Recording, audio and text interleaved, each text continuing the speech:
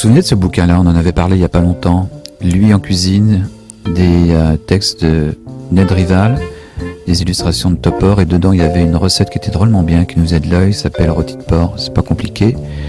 Il suffit de trouver 3 belles côtes de porc comme ça, réunies dans un carré, et de prendre des ingrédients qui sont pas tellement compliqués non plus: sauge, oignon, thym, de l'ail bien sûr, un peu de gingembre parce qu'on adore ça, de l'oignon, et puis il faut un plat aussi, un plat qui va servir quasiment de plumard à notre porc.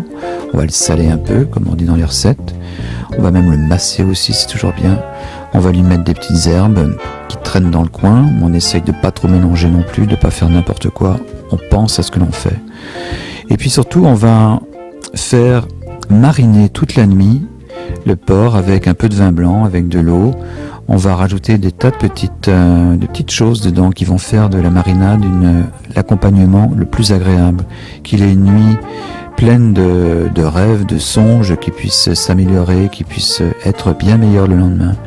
En plus c'est drôle parce que votre nuit est également gagnée par la sienne, c'est-à-dire qu'on y pense le matin, on pense quasiment à lui, avant de penser à soi, on ouvre le four, on ouvre le frigo également, on le sort en regardant quel état il est, et on voit qu'il est totalement attendri, il est tout prêt, il a passé la nuit, il y a les carottes dedans qui sont toujours là, et ensuite on met tout ça au four. Et là aussi, moi ce que je vous suggère, c'est pas de faire des cuissons violentes et barbares, c'est de prendre le temps, rien de tel. En fait, ce que l'on aime bien et ce que j'aime bien moi dans la cuisine, c'est la façon de scénariser son plaisir et celui des autres. Vous vous rendez compte, on a pensé à eux pendant toute la nuit, on a pensé la veille, on a pensé le jour, et lorsqu'ils arriveront, ils auront cette recette qui arrivera comme ça, toute simple.